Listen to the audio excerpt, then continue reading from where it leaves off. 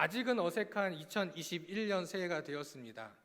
글자를 쓰다 보면 자꾸 2020을 자꾸 쓰게 되어지더라고요.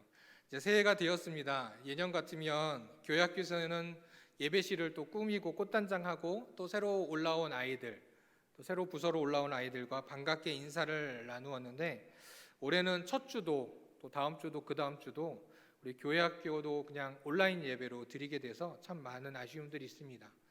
많은 분들과 새해 인사를 하면서 몇몇 분에게 새해 기도 제목을 알려주세요, 제가 기도하겠습니다 라고 하니까 대체적으로 같은 기도 제목을 얘기하시더라고요. 뭔지 아시겠죠? 코로나가 빨리 끝났으면 좋겠습니다. 첫 번째 기도 제목들이 대부분 다 그런 기도 제목들이더라고요. 그런 거 보면 여전히 우리 주변에 아직도 코로나19의 상황들이 계속적으로 이어지고 있어서 새해이지만 안타까움을 느끼게 됩니다.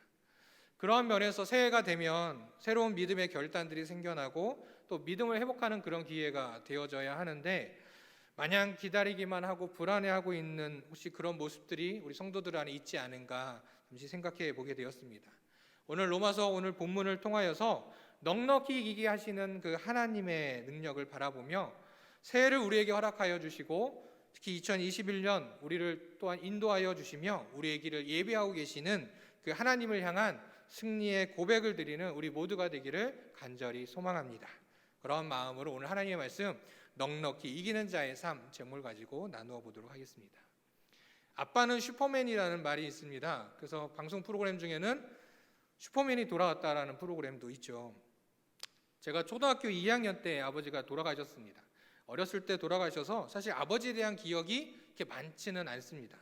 그런데 뚜렷하게 한 가지 생각나는, 생생하게 아직도 남아있는 기억이 하나 있습니다. 하루는 온 가족이 친척집에, 이제 서울에 있는 친척집에 가기로 했는데, 그때는 이제 저도 아직 미취학 유치원생이었고 동생이 둘이나 있었기 때문에 어머니는 두 동생만 데리고 서울로 먼저 가시고 저는 저녁까지 기다렸다가 아버지가 오시면 저를 데리고 가기로 했습니다. 이제 해가 지고 어두워지니까 그때 당시에 좀 두려웠었던 것 같아요. 방문을 다 꼭꼭 잠그고 자물쇠를 다 채워놓고 이제 아버지를 기다리고 있었습니다.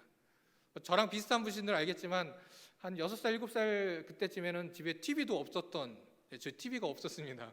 TV도 없어서 해는 지고 껌껌하고 문은 잠겨 있고 당연히 자연스럽게 잠이 들었습니다. 한참 잠이 들다가 눈을 딱 떴는데 저는 어느새 달리고 있는 아버지의 차 옆에 앉아 있었던 거죠. 깜짝 놀랐습니다. 아니, 문을 다 잠그고 나는 잠들어 있었는데 어떻게 눈을 떴는데 내가 지금 이 차 안에 있지? 나중에 돌아와 보니까 아버지께서 잠겨져 있던 그 문, 그 자물쇠를 뜯으시고, 물론 예전 자물쇠이기 때문에 뭐 요즘처럼 튼튼한 건 아니었죠. 그냥 이게 걸쇠로 되어 있던 자물쇠였는데 그 문을 뜯으시고 저를 안고 차에 데려가셨던 겁니다. 뭐 지금 생각해 보면 그냥 뭐 어쩔 수 없는 일 아닌가? 그런 거 아닌가라고 생각되지만 당시에는 정말 아빠는 진짜 슈퍼맨이라고 생각했었던 것 같습니다. 많은 자녀들이 그렇게 생각합니다. 어렸을 때는 부모님이 내 모든 것을 다 해결해 주시는 분이라 생각해서 부모님을 의지하고 부모님께 순종하는 것이 옳은 일이라고 생각합니다. 그리고 부모님의 말씀에 순종하는 것, 그것이 또한 내가 인정받는 것이라고 생각하죠. 왜냐하면 내 모든 것들을 다 부모님께서 해결해 주시기 때문입니다. 그런데 이제 10대 초반, 초등학교 5학년, 6학년, 중학교 1학년, 또 무서운 중학교 2학년 중2병의 때가 되면 자신들이 겪게 되는 많은 문제들이 부모님들이 해결할 수 없다는 것을 조금씩 알게 됩니다. 이것은 단순히 부모님들이 해결해 줄 수 없는 것이 아니라 자신에게 더욱더 집중하기 때문입니다. 나라는 존재에 대해서 집중하게 되고 생각하게 되다 보니 부모님의 도움의 손길은 그냥 간섭이라고만 생각하게 되는 거죠. 그러다 보니 각자 성향에 따라 어떤 친구들은 부모님에게 반항하는 모습들을 보이기도 하고, 또 어떤 친구는 그냥 순응하며 참고 그 시간을 지나가기도 합니다. 하지만 중요한 건 그 시대의 모든 아이들의 바로 사고가 전환되어지기 시작한다는 거죠. 부모님 중심이었던 사고가 나의 중심으로 사고가 변하게 되어지는 것입니다. 우리의 영적인 삶도 이와 비슷한 것 같습니다. 복음을 처음 듣고 나서 하나님의 은혜와 하나님의 사랑을 경험한 우리들은 전능하신 하나님을 의지합니다. 전적으로 고백하고 전적으로 의지합니다. 하나님만 있으면 뭐 아무것도 그 무엇도 두려울 것이 없습니다. 그러다 보니 내가 가진 모든 것, 내 시간까지 모두 다 내어도 전혀 염려되지 않고 걱정되지 않습니다. 왜요? 전능하신 하나님께서 나와 함께 주신다고 믿기 때문입니다. 잘못된 종말론을 가지고 나는 곧 하늘나라 갈 텐데 내 모든 거 다 내어놓을 거야가 아니라 앞으로 내가 얼마나 더 살아갈지는 모르지만 그 모든 삶이 있더라도 하나님을 의지하고 나가기 때문에 내가 다 하나님 앞에 내어놓아도 전혀 염려하지 않고 걱정하지 않는다는 것이죠. 그러나 조금씩 세상에서 부딪히는 많은 문제들 속에서 우리의 믿음은 조금씩 흔들리기 시작합니다. 그 끝에는 하나님도 이건 어쩔 수 없지라는 생각을 하기도 합니다. 새해가 시작되는 이때에 하나님께서 주시는 소망이 아니라 불안함과 두려움, 때로는 영적 침체기에 놓여 있다고 생각하시는 분들이 있습니까? 오늘 말씀을 통해서 우리에게 은혜를 주신 하나님께서 우리에게 승리를 선포해 주신 그 하나님으로 인해서 올해 우리 교회 피오처럼 믿음의 승리를 고백하는 우리 또한 오늘 이 말씀을 통하여서 오늘 예배를 통하여서 그 첫걸음을 떼는 귀한 시간 되기를 간절히 소망합니다. 앞서 말한 그 자녀들의 모습, 또 앞서 말한 영적인 삶의 모습들이 초대교회 성도들도 똑같았습니다. 하나님께서 약속하셨던 그 메시아, 바로 그리스도 예수에 대해서 듣고 난 뒤에 그들은 두려울 것이 전혀 없었습니다. 구원자 되신 예수님이 계셨고 또 예수님을 보내신 그 하나님이 그들과 함께 하여 주셨기 때문입니다. 그러나 시간이 조금씩 지남에 따라 그들의 믿음이 흔들리기 시작했습니다. 당시의 철학들이 발달하고 또한 거짓 교사들의 가르침이 늘어나기 시작했습니다.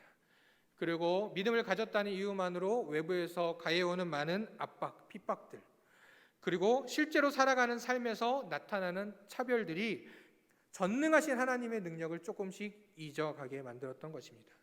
믿음이 아니라 다른 방법으로도 구원을 얻을 수 있다라는 그런 거짓 가르침들을 들으면서 하나님이 아닌 나의 능력으로도 충분히 가능하지 않을까라는 생각을 하게 되었다는 겁니다. 그러한 성도들을 바라보며 바울은 분명히 외치고 있습니다. 오직 의인은 믿음으로 말미암아 살리라. 오직 예수 그리스도를 믿는 믿음만이 우리를 살게 한다라는 것입니다. 그리고 그 믿음으로 사는 자들에게는 하나님께서 주시는 은혜가 있다라고 이야기해주고 있습니다. 오늘 우리가 읽은 본문 앞에 보면 로마서 8장 1절 2절에는 이렇게 말하고 있습니다. 그러므로 이제 그리스도 예수 안에 있는 자에게는 결코 정죄함이 없나니 이는 그리스도 예수 안에 있는 생명의 성령의 법이 죄와 사망의 법에서 너를 해방하였음이라. 그리스도 예수 안에 있는 우리 성도들은 결코 정죄함이 없다라고 말하고 있습니다. 그 누구도 정죄할 수 없다라는 것입니다. 바로 그리스도 예수로 인하여서 우리는 죄에서 사망에서 해방하였기 때문입니다.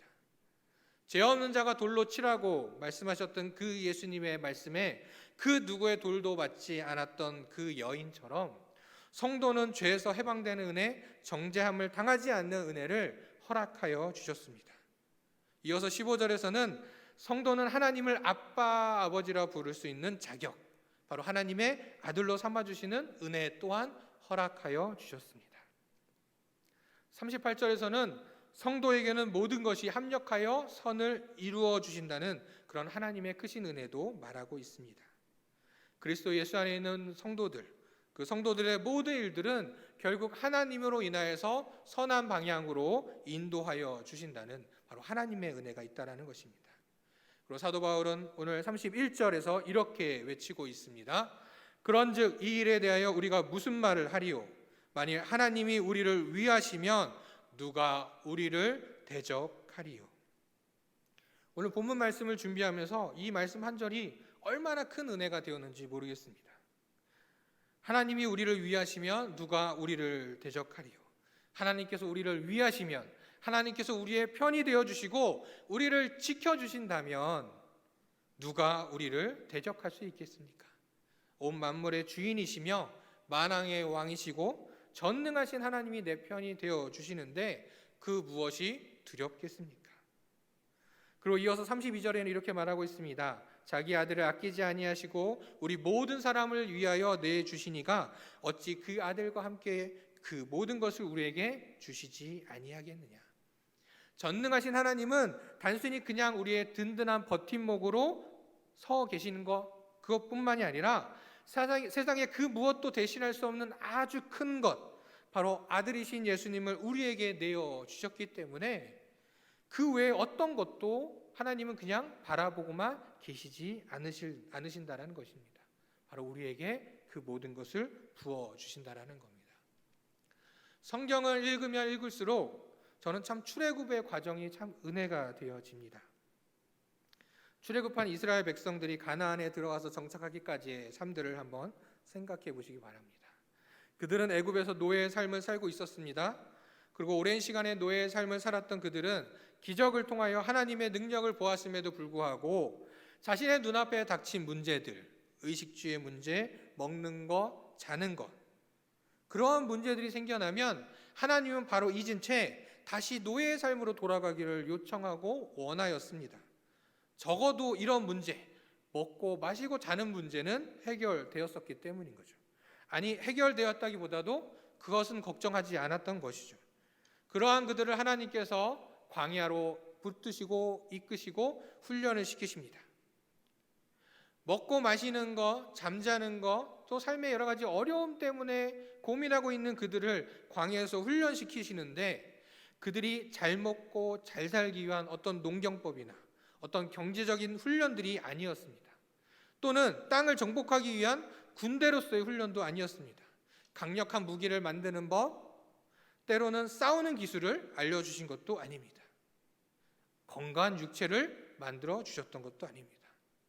하나님께서 그들을 훈련하셨던 것은 성막을 짓는 법, 하나님께서 가라고 하면 가고 서라고 하면 서는 법, 먹을 것을 주시는 대로 먹는 법, 그리고 돌판에 새겨진 계명과 수많은 율법들을 하나님의 뜻이 무엇인지 그 안에서 찾고 순종하는 법을 배웠습니다. 그렇게 그들은 하나님과 함께하는 법을 배웠던 것입니다. 그들은 하나님께서 자신들을 지켜주고 계심을 배우는 훈련을 이 광야에서 했던 것입니다. 그렇게 하나님께서 우리의 편이 되어주시는구나 라고 배웠던 것이죠. 그렇게 그들은 광야를 지나 가나안에 들어가기까지, 아니 가나안에 들어가서 그 땅을 정복하는 그 수많은 전투 속에서도 하나님을 믿고 앞으로 전진하였고 승전하였던 것입니다. 하나님께서 우리의 편이 되어주시기 때문에 두려움 없이 나아갔던 것입니다. 신명기에서는 이렇게 이야기하고 있습니다. 이스라엘이여 너는 행복한 사람이로다. 여호와의 구원을 너같이 얻은 백성이 누구냐?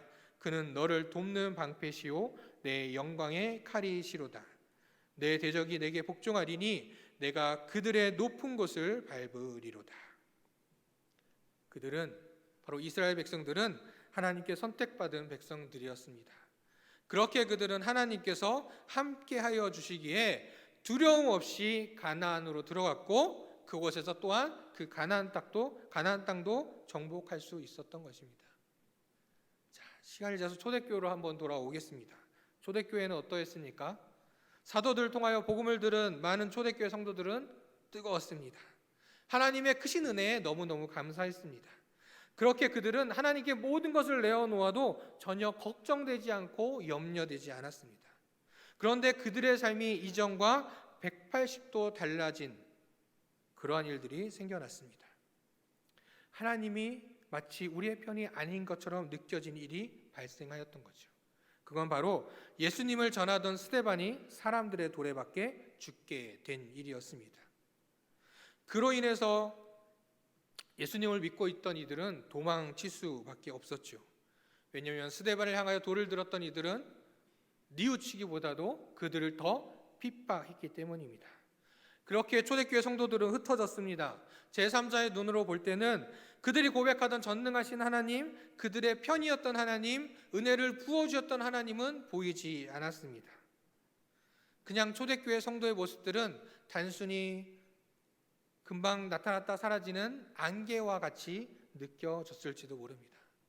그러나 우리가 알다시피 불씨가 퍼져 더 큰 불을 일으키듯 흩어졌던 이들로 인하여서 이전과는 비교할 수 없이 더 많은 곳에서 더 많은 사람들에게 예수님을 전하여졌고 더 많은 사람들이 예수님을 믿게 되었습니다. 아니 어떻게 이렇게 될 수 있었을까요? 성도들이 너무 열정적이었기 때문일까요? 아니면 사도들이 워낙 그 초대교회 조직들을 너무 잘 갖춰놨기 때문에 그러했던 걸까요? 돌을 들어 성도들을 정죄하던 바로 그들의 정죄를 무의미하게 만드시고 흩어진 이들을 통하여서 더 많은 이들을 구원하신 하나님의 섭리, 합력하여 선을 이루게 하신 하나님이 그들과 함께 하셨기 때문입니다. 사랑하는 우리 성도 여러분, 하나님께서는 하나님을 믿는 자의 편이 되어 주십니다. 그리고 필요한 것들을 채워 주십니다. 그리고 모든 것을 선하게 이루어 주십니다. 그러니 우리는 이 믿음을 지키며 아버지가 되시는 그 하나님 안에 거함으로 주시는 은혜를 날마다 경험하는 바로 우리가 모두가 되기를 간절히 소원합니다. 여러분 혹시 생활 선교사라는 단어를 들어보신 적이 있으신가요? 오래전에 한번 설교할 때 한번 이야기를 했던 것 같습니다. 생활 선교사. 평범한 말 같지만 또 깊게 생각해 보면 예사롭지 않은 말입니다. 대체적으로 믿음의 행위들은 교회에서 일어났죠. 교회에 모였고, 교회에서 베풀었고, 교회에서 나누었고, 그리고 교회에서 그 믿음이 점점 자라갔습니다. 그런데 언제부턴가 우리의 삶이 예배가 되어야 한다는 고백들이 흘러나오기 시작했습니다. 그러면서 주일학교라고 불렸던 교회학교의 명칭도 이제는 주일에만 국한된 것이 아니라 월요일부터 토요일까지 평일에도 매일매일 예배드리는 예배자로 서야 된다라는 그러한 신앙교육을 목표로 삼으면서 주일학교라는 명칭도 어느새 사라진 지 오래되었습니다. 바로 생활선교사란 삶에서 선교사의 삶, 복음을 전하는 자의 삶을 사는 것을 의미합니다. 자신의 삶의 자리, 어떤 이들에게는 가정이 될 수도 있고 어떤 이들에게는 학교가 될 수도 있고 어떤 이에게는 어느 직장이 될 수도 있을 텐데 그 안에서 그리스도인으로 철저히 살아가면서 그 모습으로 선교사적 사명을 가지고 살아가는 것, 바로 그것이 생활선교사라는 단어를 의미하고 있습니다. 특별한 것이 아닌 것처럼 보이지만 이 일들 통해서 일어나는 일 중에 하나는 비슷한 직종 또 비슷한 삶의 자리에 있는 사람들이 생활선교사로 다짐하며 함께 모였을 때 실제로 삶에서 부딪히는 많은 문제들을 서로 공유하기 시작했다는 것입니다. 그리고 그 안에 많은 신앙의 문제들이 있었고 그동안 해결하지 못하였던 문제들, 쉽게 해결하지 못하였던 그런 모습들을 서로 발견할 수 있었던 것입니다.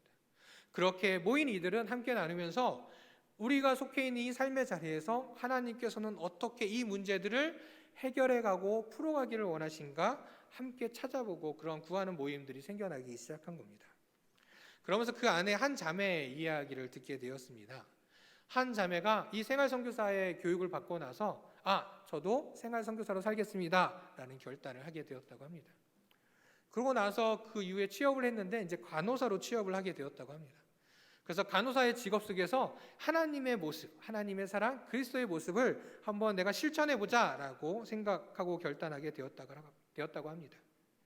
그런데 얼마 안 되어서 그 병원에서 불법적으로 행하던 일을 목격하게 된 겁니다. 근데 더 나가서 이 일이 바로 자신이 해야 된다라는 사실까지도 알게 되었습니다. 자매는 기도하면서 이것은 하나님이 기뻐하시는 모습이 절대 아니다라고 생각하게 됐고 윗사람을 찾아가서 이야기를 했다고 합니다. 이거는 옳지 않은 것 같습니다. 저는 못하겠습니다 라고 이야기를 했다고 합니다. 그런데 돌아온 답변은 그냥 관례야, 그냥 하세요 라는 것이었습니다. 그래도 계속 문제를 삼자 그 사람은 화를 내면서 만약에 당신이 이 문제를 삼는다면 병원에서 당신을 쫓아낼 거예요. 그리고 이 병원들이 다 네트워크가 다 연결되어 있기 때문에 만약 당신이 이걸 문제를 삼는다면 다른 병원에도 취업하지 못할 겁니다 라고 협박하고 말했다는 것입니다. 그래서 이 자매가 너무 힘들어서 자신에게 생활선교사에 대해서 가르쳐주었던 목사님에게 가서 이 문제들을 고민들을 내어놓았다는 겁니다. 그 이후의 일은 아직 듣지는 못했습니다. 나중에 듣게 되면 전해드리겠습니다. 그런데 우리의 삶이 이 자매와 좀 같을 때가 참 많은 것 같습니다. 하나님께서 우리의 편이 되어주시고 우리의 모든 것을 아시고 우리의 모든 것을 선하게 이루어 주실 것을 알지만 막상 우리 앞에 놓여져 있는 삶의 문제들, 의식주의 문제들, 우리의 생활을 어렵게 만드는 많은 문제들 앞에서 우리는 또 염려하고 고민합니다. 어떻게 해야 할지 몰라서 그냥 눈 감아버리고 피하기도 합니다. 왜 그럴까요? 바로 우리는 연약한 존재이기 때문입니다. 하나님께서 우리를 의롭다라고 말씀하셨지만 그것은 우리가 잘나서 우리의 능력이 대단해서가 아니라 바로 하나님의 은혜이기에 그 은혜를 우리가 잠시 잊어버리면 우리 안에 있었던 그 연약함이 바로 나타나게 된다는 거죠. 그럼 어떻게 해야 할까요? 이러한 우리들을 향하여서 하나님은 우리에게 더 큰 은혜를 부어주십니다.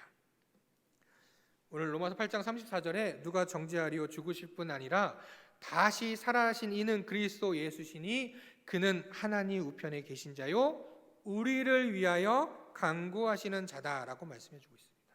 바로 연약한 우리를 위하여 하나님께 간구하시며 도우시는 그리스도 예수님의 그 사랑의 은혜를 우리에게 또 허락하여 주셨다는 겁니다. 그로 인해서 환난이나 공고나 박해나 기근이나 적신이나 위험이나 칼과 같이 우리의 삶의 어떠한 문제들도 하나님과 우리 사이를 떼어놓을 수 없게 한다는 것입니다. 그런 것들이 하나님 앞에서 어떠한 문제도 되지 않는다는 것입니다. 로마 교회 성도들의 상황은 우리들보다도 훨씬 더 심각한 상황이었습니다. 바울은 이렇게 표현하고 있죠. 기록된 바 우리가 종일 주를 위하여 죽임을 당하게 되며 도살당할 양같이 여김을 받았나이다. 그들은 매일 죽음 앞에 서 있었습니다. 그렇게 그들은 핍박받고 있었습니다. 단 하나 예수 그리스도를 믿는다는 그 하나만으로 말입니다. 그보다 못할지 모르지만 그래도 우리의 삶의 문제들도 실제적인 목숨의 위협이 되지는 않더라도 그만큼 두려움에 놓여져 있다는 것은 우리가 인정하지 않을 수 없습니다. 그런데 이 두려움 앞에 악한 영들은 가만히 있지 않는다는 것이죠. 두려워하고 있는 우리를 향해서 이렇게 이야기합니다. 내 믿음은 거짓이야. 너는 위선자야. 말로는 전능하신 하나님을 믿는다고 하면서도 너 지금 두려워하고 있잖아. 너는 하나님의 자녀가 될 수 없어라고 우리를 정죄합니다. 어떤 때는 실제적인 방법들로 다른 사람들로 인해서 우리를 더 힘들게 어렵게 만들기도 합니다. 그러면서 우리는 나 자신에 대해서 회의를 느끼게 되고 나 자신에 대한 의심을 하기 시작합니다. 내 믿음이 사실은 거짓인 걸까? 내가 하나님의 자녀는 맞나? 하나님이 나를 버리신 건 아닐까? 이렇게 우리는 우리의 삶에 놓여있는 많은 문제들 앞에 이 악한 영들과 영적 전쟁을 끝없이 할 수밖에 없습니다. 이러한 우리들을 향하여 사도 바울은 이어서 이렇게 외치고 있습니다. 그러나 이 모든 일에 우리를 사랑하시는 이로 말미암아 우리가 넉넉히 이기느니라. 그렇습니다. 하나님께서는 우리에게 승리를 주셨습니다. 마치 이미 이긴 스포츠 경기의 재방송을 보면서 경기가 어떻게 될지 이길지 질지 염려하고 걱정하지 않고 그냥 그 경기를 즐기면서 보는 것처럼 성도는 하나님의 사랑으로 하나님의 은혜로 인해서 넉넉히 이긴 자들이라는 것입니다. 물론 삶의 문제들 앞에 걱정이 되겠죠. 어떻게 할지 몰라서 염려될지도 모릅니다. 사방이 꽉 막혀 있어서 아무것도 보이지 않고 어디로 가야 할지도 보이지 않을지도 모릅니다. 최근 코로나19의 상황도 조금씩 물론 계속 확진자는 많아지고 있지만 백신이라든가 치료제라든가 여러 가지 방법들로 조금씩 진전이 되어지고 있는 것 같지만 막상 확진자가 되거나 격리가 되어 보면 그 불안과 불편 그리고 그 상황 속에서 아무것도 할 수 없는 상황들 때문에 우리는 두려움에 갇혀 있습니다. 새해가 시작되었지만 뭘 어떻게 해야 될지 그런 막막한 상황에 놓여 어려움을 겪고 있을 많은 성도님들도 있을 줄 압니다. 사실 앞에 소개했던 그 간호사 자매의 이야기를 듣고 나누어졌던 목사님도 정확히 답을 내어주지 못했다고 합니다. 저도 어떻게 해야 될지 잘 모르겠습니다. 정확히 정답은 알 수 없습니다. 우리 앞에 삶에 놓여져 있는 많은 문제들의 정답을 우리는 알 수 없습니다. 그러나 분명한 것은 하나님 안에 거하는 성도는 넉넉히 이기는 자라는 것입니다. 믿음의 삶, 승리의 삶을 살고 있는 성도분들은 아마 이러한 것들을 분명히 다 경험해 보셨을 겁니다. 앞이 캄캄하고 아무것도 할 수 없는 그런 상황, 이미 우리가 졌다고 우리가 패배로 여겨졌던 그 상황 속에서 결국 승리로 우리를 인도하셨던 그 하나님의 섭리, 또한 그 문제들 앞에 두려워하고 낙심하던 우리들에게 기쁨과 소망과 감사로 변하게 하셨던 그 하나님의 승리, 하나님의 섭리를 다 경험해 보셨을 겁니다. 분명 나의 상황은 내 인생에 있어서 최악인데, 지금 내 앞에 놓여져 있는 삶의 문제들의 답은 전혀 보이지 않는데, 그리고 내 믿음은 이렇게 흔들리고 있는데, 하나님은 그런 우리들을 향하여서 넉넉히 이긴 자의 삶을 살라고 이야기해 주고 계시는 겁니다. 요셉을 노예로 팔았던 그 형들의 악한 일을 민족을 구원하는 선한 일로 바꾸셨던 그 전능하신 하나님께서 우리를 주시는 그 은혜와 또한 연약한 우리를 도우시는 그 예수 그리스도의 그 사랑이 바로 우리로 하여금 넉넉히 이기게 하는 승리를 주신다라는 것입니다. 고린도후서 4장 17절 말씀은 이렇게 말하고 있습니다. 우리가 잠시 받는 환난에 경한 것이 지극히 크고 영원한 영광에 중한 것을 우리에게 이루게 함이니. 요한일서 4장 4절에는 자녀들아 너희는 하나님께 속하였고 또 그들을 이기었나니 이는 너희 안에 계신 이가 세상에 있는 자보다 크심이라. 우리 사랑하는 성도 여러분, 하나님의 자녀인 넉넉히 이기는 자의 삶의 마지막은 바로 승리의 기쁨입니다. 그 과정에서 때로는 어렵고 고통이 있을 수도 있습니다. 그러나 승리의 소망을 주시는 그 하나님께서 우리의 아버지가 되어 주시기 때문에 우리는 결코 낙심하거나 절망할 필요가 없습니다. 그러나 넉넉히 이기는 자의 삶을 우리에게 허락하여 주셨고, 그러한 삶을 살고 있는 우리들도 주의해야 할 것이 두 가지가 있습니다. 하나는 하나님께서 우리를 지켜주신다고, 우리에게 모든 것을 다 주시고 모든 것을 다 선하게 이루어 주신다고 해서 우리 멋대로 마음껏 생각하고 행동해서는 안 된다라는 것이죠. 그러다 보면 마치 사울 왕처럼 우리도 모르는 사이에 우리는 교만하여지고 하나님의 은혜보다 내 능력을 더 우선시하게 된다라는 것입니다. 또 하나 우리가 조심해야 될 것은 바로 진리를 향한 우리의 흔들리지 않는 믿음을 이어가야 합니다. 요한일서 5장 4절에서는 무릇 하나님께로서 난 자마다 세상을 이기느니라. 세상을 이기는 승리는 이것이니 바로 우리의 믿음이니라. 우리가 다른 것들은 양보할 수 있지만 결코 양보하지 말아야 할 것, 바로 진리 되신 그리스도 예수를 향한 우리의 믿음입니다. 오늘 본문의 마지막에 있는 38절 39절의 말씀을 우리 다 같이 읽으면서 2021년 이 시작 때에 조금은 가라앉아 있는 우리의 믿음과 우리의 삶들을 좀 돌아보면서 다시 한번 소망을 품는 우리 모두가 되길 소망합니다. 넉넉히 이기는 자의 삶을 살아가는 그런 2021년 우리 대관교회 성도들이 다 되기를 소망합니다. 우리 로마서 8장 38절 39절 우리에게 주시는 하나님의 말씀 힘차게 함께 읽도록 하겠습니다. 시작. 내가 확신하노니 사망이나 생명이나 천사들이나 권세자들이나 현재일이나 장래일이나 능력이나 높음이나 깊음이나 다른 어떤 피조물이라도 우리를 우리 주 그리스도 예수 안에 있는 하나님의 사랑에서 끊을 수 없으리라. 아멘. 기도하겠습니다. 만물의 주관자 되시며 저희의 아버지가 되시고 저희에게 승리를 주시는 영광의 왕이신 하나님, 하나님께서는 저희로 넉넉히 이기는 자의 삶을 허락해 주셨지만 연약한 저희의 믿음이 매일매일 패배자의 삶을 바라보며 살았음을 이 시간 고백합니다. 그러나 저희는 연약하기에 이 닥치는 문제로 인해 또 넘어지고 두려워할지도 모릅니다.